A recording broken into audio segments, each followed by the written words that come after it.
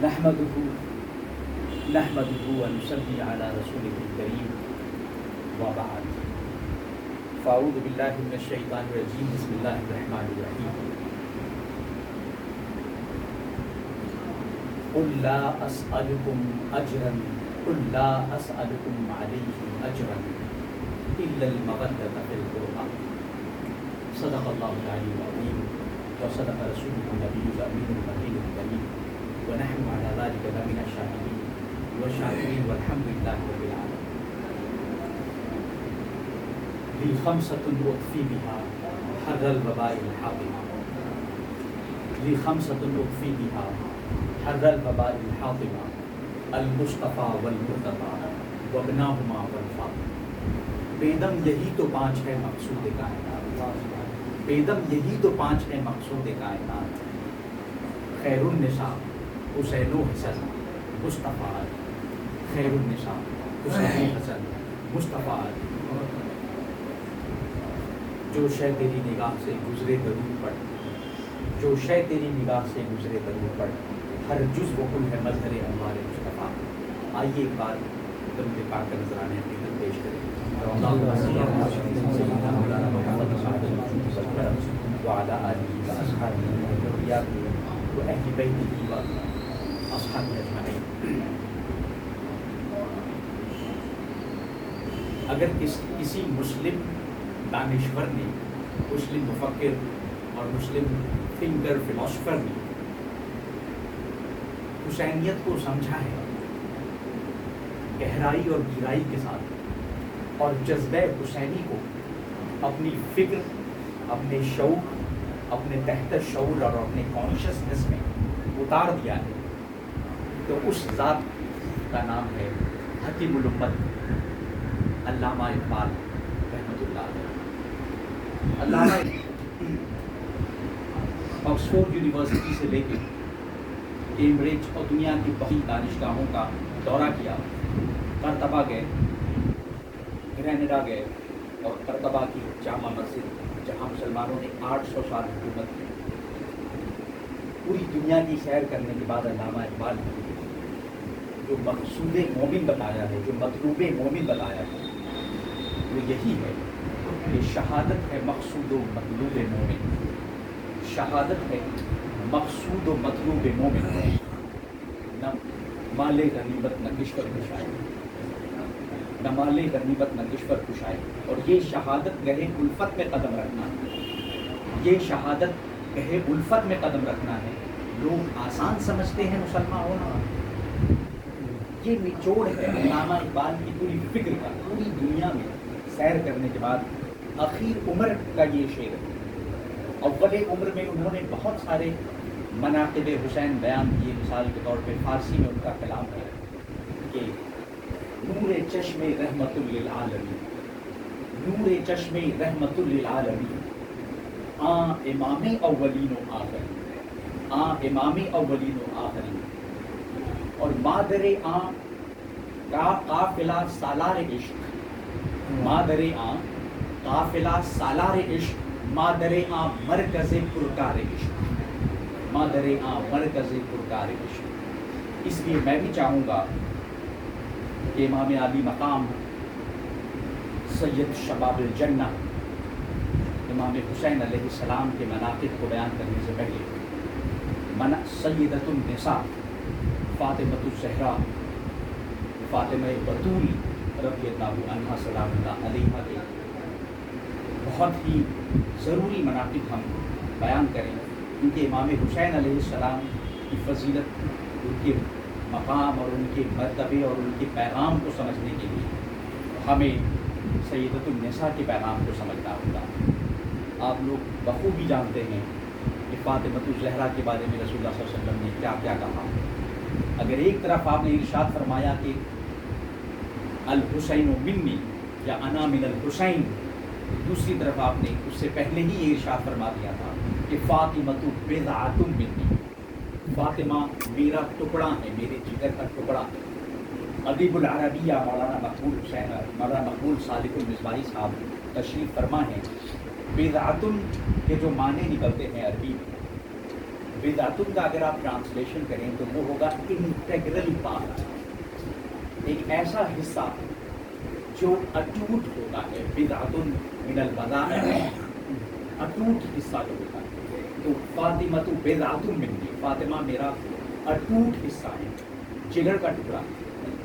लेकिन क्या रसूलुल्लाह सल्लल्लाहु अलैहि वसल्लम ने सिर्फ इसीलिए कहा कि आप आपकी साहबजादी हैं, बिन्ते रसूल हैं, फातिमा बतूल, सिर्फ इस वजह से कहा कि फातिमा तो बिदातुन मिन्नी? ये चीज़ बहुत ज़रूरी है जानना। फितरी तौर पर, तबई तौर पर हर बाप को अपनी बेटी से मोहब्बत होती है, लेकिन जनाबे सैयदुल मुरसलीन सल्लल्लाहु अलैहि वसल्लम को जो फातिमा ज़हरा से मोहब्बत है, हर दर्जा मोहब्बत है, क्या उसकी वजह सिर्फ यही है कि वो आपकी साहबजादी? मैंने गौर किया तो मुझे लगा ऐसा नहीं। अगर सिर्फ साहबजादी होने की वजह से मोहब्बत होती तो फिर और भी बेटियां हैं, लेकिन इनसे जो मोहब्बत का वालिहाना अंदाज है कि मजलिस सहाबा में खड़े हो जाते हैं, ये अंदाज, ये पैदराना शफ़क़त कहीं और नज़र नहीं आई। आखिर क्या वजह है वाई रसूलुल्लाह सल्लल्लाहु अलैहि वसल्लम chose to adore and love सैयदतुन Nisa so affectionately, so passionately? इतनी मोहब्बत क्यों फरमाई? आप अंदाज़ा लगा लें, हज़रत सैयदतुन निसा फातिमा ज़हरा की पैदाइश कब हुई? एक रिवायत के मुताबिक बासत मोहम्मदी से पहले आपकी पैदाइश हुई, एक दूसरी रिवायत के मुताबिक बासत मोहम्मदी के बाद। लेकिन दोनों ही रिवायतें इस बात पर मुत्तफ़िक़ हैं कि आपकी पैदाइश उस ज़माने में हुई जब आप तकरीबन 40 बरस के हो चुके हैं। अब आपने ऐलान नबूवत किया या नहीं किया, लेकिन जो 40 बरस की उम्र है रसूलुल्लाह सल्लल्लाहु अलैहि वसल्लम की, उस उम्र में आपको उल्फतों का सामना करना पड़ता है, मुसीबतों का सामना करना पड़ता है। ये वो दौर है जब रसूलुल्लाह सल्लल्लाहु अलैहि वसल्लम के दिल को तकलीफ़ें पहुँचाई जाती हैं, हर तरफ से साजिशें हो रही हैं, रसूल सल्लल्लाहु अलैहि वसल्लम के ख़िलाफ़ हर जानिब से मुसीबतों का पहाड़ तोड़ा जा रहा है। और ख़ास तौर पर आपको मालूम है शाब अबी तालिब का जो वाक़या है, वहाँ पे आपका घेराव, पूरी फैमिली का मुहासरा किया जाता है, और आपको ओझड़ी का वाक़या भी याद है। ये वो दौर है, और ये वो दौर है जब रसूलुल्लाह सल्लल्लाहु अलैहि वसल्लम, चूँकि आप हालत यतीमी में पैदा हुए थे, और एक चीज़ जिसे रसूलुल्लाह सल्लल्लाहु अलैहि वसल्लम ने हमेशा से मिस किया है वो है माँ की ममता, माँ की शफ़क़त। महज 6 महीने की उम्र में माँ की ममता आपसे उठा दी गई। अब माँ की जो ममता है, जो माँ की मोहब्बत वहाँ से लेके 6 महीने से लेके 40 साल की उम्र तक जो आपकी ज़िंदगी में नदारत है, और वो शफ़क़त रसूलुल्लाह सल्लल्लाहु अलैहि वसल्लम का दिल, माशाअल्लाह हमारे अज़ीज़ मुहिब गिरामी सैयद साहब भी तशरीफ़ ला चुके हैं। तो मैं ये अर्ज़ कर रहा था कि हज़रत सैयदतुन निसा से आपकी जो मोहब्बत है उसकी वजह क्या है? बुनियादी वजह 6 महीने की उम्र से लेकर 40 साल तक रसूलुल्लाह सल्लल्लाहु अलैहि वसल्लम मादराना शफ़क़त से महफूज। और माँ की ममता को कौन नहीं तलाश करता है? बिला शुक व शुबह हज़रत खदीजतुल कुबरा ने रसूलुल्लाह सल्लल्लाहु अलैहि वसल्लम के दिल का दरमा पेश किया था। आप हमेशा आपके साथ खड़ी थी, and she was the greatest supporter and कंसोलर of the holy prophet. लेकिन उसके बावजूद भी माँ की ममता की जो कमी थी वो अपनी जगह थी। क्या वजह थी कि रसूलुल्लाह सल्लल्लाहु अलैहि वसल्लम ने इरशाद फरमाया कि फ़ातिमतु उम्मु अबीहा, फ़ातिमतु उम्मु अबीहा, फ़ातिमा अपने बाप की माँ के बराबर है। इसलिए क्योंकि जब रसूल सल्लल्लाहु अलैहि वसल्लम पर चारों तरफ से शकायत, मुसीबतें, उल्फतें और साजिशें आपके ख़िलाफ़ की गई, तो उस वक्त जिस ज़ात से आपको सबसे ज़्यादा सुकून पहुँचा, जिस ज़ात ने आपके दिल का दरमा पेश किया, जिसने आपके टूटे हुए दिल को जोड़ने की कोशिश की, वो छोटी सी नन्ही सी फातिमा सैयदतुन निसा। आप अंदाज़ा लगाएं, ओझड़ी का वाक़या आप सब जानते हैं, सिर्फ 3 साल की उम्र थी आप, और ऐसे में कुफ़ार मक्का ने, मुशरिकीन मक्का ने आपकी पीठ पर हालत सुजूद में ओझड़ी डाल दी थी, और फातिमा ज़हरा सिर्फ 3 साल की थी, और उन्होंने वो ओझड़ी उठाई वहाँ से। तो ये सिर्फ बाप और बेटी की मोहब्बत नहीं है, بلکہ بیٹی ماں کی ممتا پیش کر رہی ہے، بیٹی ماں کا درجہ دے رہی ہے۔ اسی لیے فاطمہ کا نام، آپ جانتے ہیں فاطمہ کا نام فاطمہ کیوں پڑا؟ المستدرک میں الحاکم نے اپنی ایک روایت بیان کی ہے کہ ان اللہ لقد سمیت فاطمہ بالفاطمہ لأن اللہ فاطمہ ومنعها من عذاب النار۔ فاطمہ کو اس لیے فاطمہ موسوم کیا گیا کیونکہ اللہ نے ہمیشہ کے لیے فاطمہ کو عذاب نار سے، دوزخ کی آگ سے ہمیشہ کے لیے محفوظ و معمون کر دیا، موسوم کر دیا، اور نہ صرف فاطمہ کو بلکہ تمام عاشقان فاطمہ کو ہمیشہ کے لیے دوزخ کی آگ سے ہمیشہ کے لیے بچا دیا۔ اور بطول کیوں کہا گیا؟ عربی کا اس میں فعول ہے بطول، قرآن کریم کی مشہور آیت کا ٹکڑا ہے وَتَبَتَّلْ إِلَيْهِ تَبْتِيلًا۔ What is تبتل؟ کیا ہے تبتل؟ تبتل کہتے ہیں خلوت نشینی کو، تبتل کہتے ہیں خلوت گزینی کو، تبتل کہتے ہیں پوری دنیا کی فکر سے کٹ کر کے خدا کی محبت میں اور خدا کی یاد میں مستغرق ہو جانے کو۔ اور فاطمہ وہ ذات ہیں جو بچپن سے ہی بطول ہیں، چھوٹی سی ننھی سی عمر میں ہی آپ کو فکر دنیا سے آزاد کر دیا گیا اور آپ یاد الہی میں مستغرق ہو جاتے ہیں، اس لیے آپ کو بطول کہا گیا۔ اور زہرا کیوں کہا گیا یہ آپ بخوبی جانتے ہیں۔ گلشن فاطمہ کا نہ صرف یہ کہ گلشن فاطمہ کا پھول ہیں آپ، بلکہ سراپا گلشن مصطفیٰ ہیں آپ۔ بیدم یہی تو پانچ ہے مقصود کائنات، خیر النساء حسین و حسن اور مصطفیٰ۔ یہ پس منظر جاننا بہت ضروری ہے امام حسین علیہ السلام کے مقام کو جاننے کے لیے کہ فاطمہ الزہرا صرف رسول اللہ صلی اللہ علیہ وسلم کی ایک صاحبزادی اور بیٹی ہی نہیں بلکہ ام و ابیہ ہے، سید المرسلین کی ماں کی ممتا ہے فاطمہ۔ اس لیے امام حسین اور امام حسن علیہ السلام کا درجہ اتنا فائق المرام ہو جاتا ہے کہ جو دو بالکل اظہر من الشمس۔ اب آئیے، چونکہ آل انڈیا علماء مشائخ بورڈ نے تقریباً 2 دن پہلے، یوم عاشورہ سے 2 دن پہلے آج ذکر شہدائے کربلا کا انعقاد کیا ہے، اور کیوں نہ ہو امام صادق اولاد رسول سیدنا امام جعفر صادق رحمۃ رضی اللہ عنہ علیہ السلام ارشاد فرماتے ہیں کل یوم یوم عاشورہ وکل ارض ارض Karbala. Every day is the day of Ashura and every land is the land of Karbala۔ ہر دن عاشورہ کا دن ہے اور ہر زمین کربلا کی سرزمین ہے۔ یہ وہ امام صادق، الامام الصادق امام جعفر صادق کا یہ وہ قول ہے جس قول نے امام خمینی کو انسپائر کیا۔ آپ نے تحریک اسلامی انقلاب پڑھی ہوگی، ایران کی 1979 ایرانین اسلامک ریولوشن آپ کی نگاہوں میں ہوگا۔ یہ جو پورا خمینی انقلاب برپا ہوا تھا، ایرانی اسلامی انقلاب، اس کے پیچھے امام جعفر صادق کا یہ قول کار فرما ہے کل یوم یوم عاشورہ و کل ارض ارض کربلا۔ ہر دن عاشورہ کا دن ہے، ہر سرزمین کربلا کی سرزمین ہے۔ Every day is the day of Ashura and every land is the land of Karbala. کیا تماشا ہوا اسلام کی تقدیر کے ساتھ، کیا تماشا ہوا اسلام کی تقدیر کے ساتھ، قتل شبیر ہوا نعرہ تکبیر کے ساتھ۔ یہ پوری جو خونچ کا تصویر ہے شہادت حسین کی، مجھ سے بیشتر سید نورین علی حق صاحب نے بہت ہی پیشنیٹ اسپیچ کی اور بہت ہی آبیدہ ہو کر کے شہادت حسین کے درد کو محسوس کیا اور کروایا۔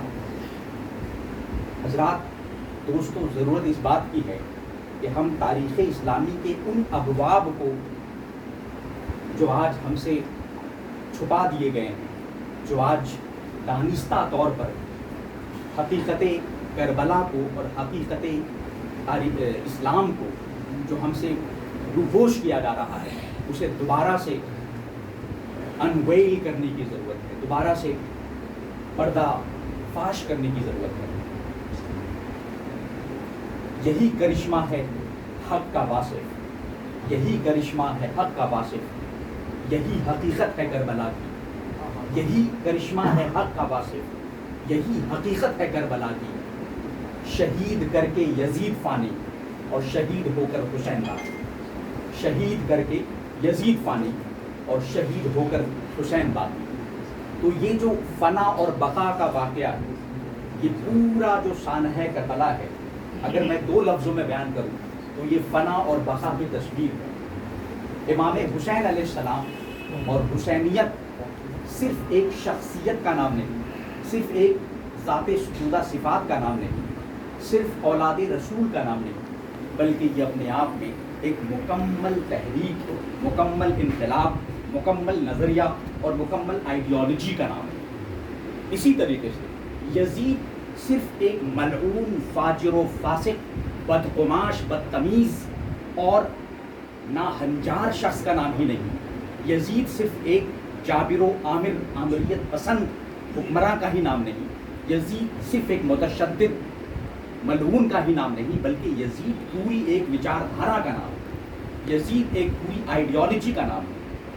اگر ایک طرف یزید تشدد، آمریت، جابریت، فاشزم، ریلیجیو فاشزم کے نظریے کا نام ہے، تو امام حسین ڈیموکریسی، شورائیت، جمہوریت، عدل و انصاف کے قیام کا نام ہے۔ یزید اگر مطلق العنانی کا نظریہ ہے تو امام حسین مساوات انسانی اور مساوات ایمانی کا نظریہ ہے۔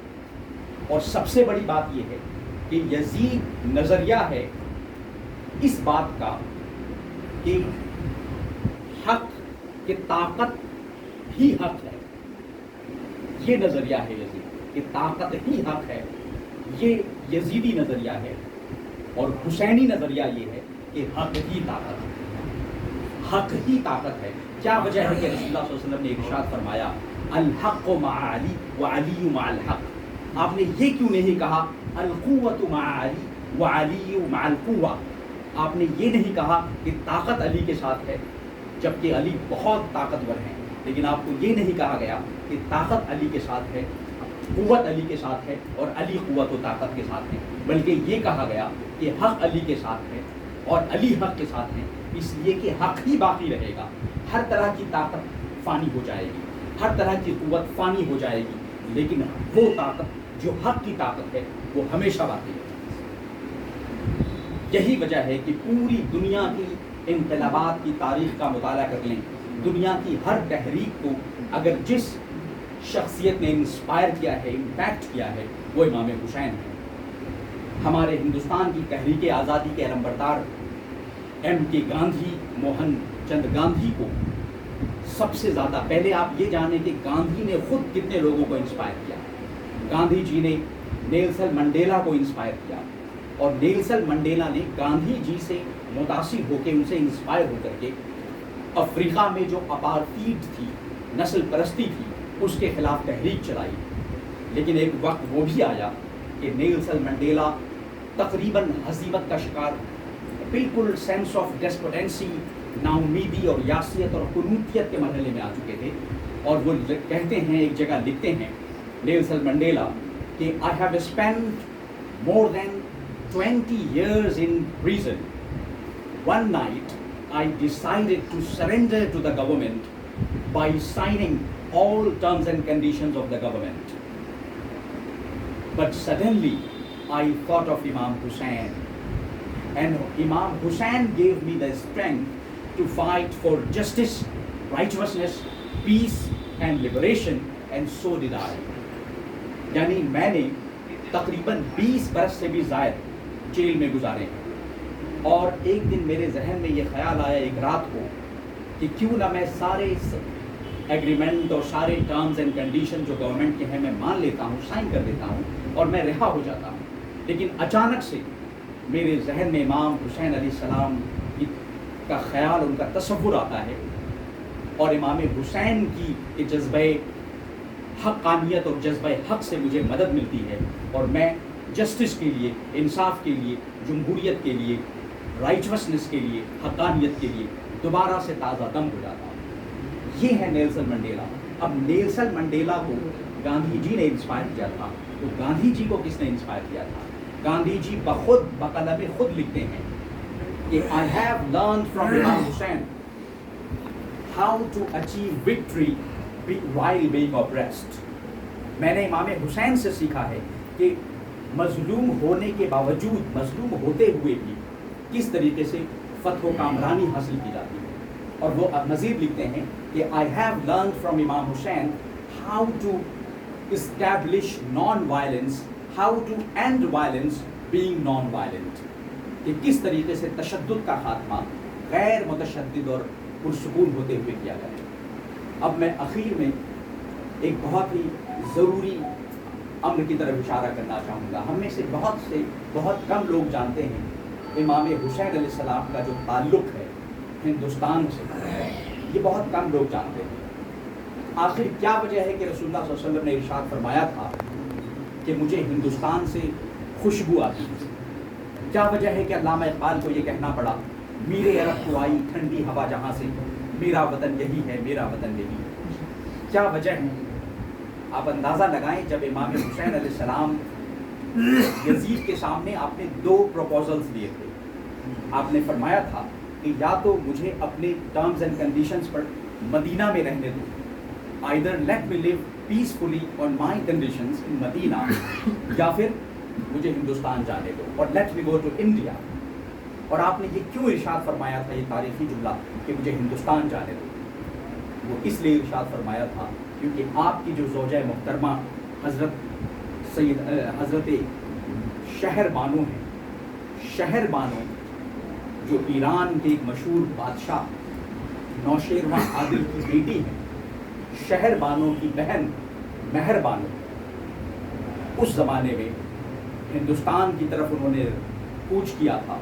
और हिंदुस्तान में उस वक्त राजा चंद्रगुप्त की हुकूमत थी। चंद्रगुप्त बहुत सारे गुजरे हैं, लेकिन ये वो चंद्रगुप्त है जो मौर्य वाले नहीं है, बल्कि बहुत बाद के हैं।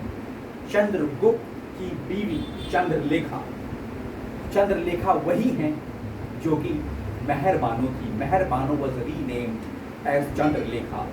अब चंद्रगुप्त और चंद्रलेखा के बेटे हैं समुद्रगुप्त, और समुद्रगुप्त को इमाम हुसैन अलैहिस्सलाम के बड़े बेटे हज़रत इमाम अली अकबर अलैहिस्सलाम ने ख़त लिखा था, क्योंकि वो उनके कज़िन ब्रदर थे। जहाँ एक तरफ इमाम हुसैन अलैहिस्सलाम ने अपने बहुत बचपन के दोस्त हबीब को ख़त लिखा था, तो वही इमाम हुसैन के बड़े बेटे अली अकबर ने, चूँकि मुसीबत में लोग अपनों को याद करते हैं, अपने वेलविशर्स को याद करते हैं, तो उन्होंने हिंदुस्तान के राजा समुद्रगुप्त को ख़त लिखा इमाम अली अकबर ने, और उस बादशाह ने, उस राजा ने, समुद्रगुप्त ने एक बाकायदा एक फ़ौज भेजी जिसके सिपह सालार, जिसके commander in chief rehab Dutt थे। रिहाब दत्त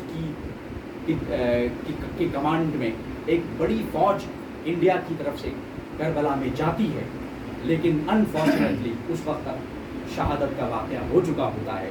लेकिन आज भी करबला की सरजमीन पे और दयारुल हिंदिया के नाम से वो मकाम महफूज है, जहाँ पे हिंदुस्तानी सपूतों का एक काफ़िला गया था और उन्होंने हिंदुस्तानी तलवारों के साथ यजीदियों का मुकाबला किया।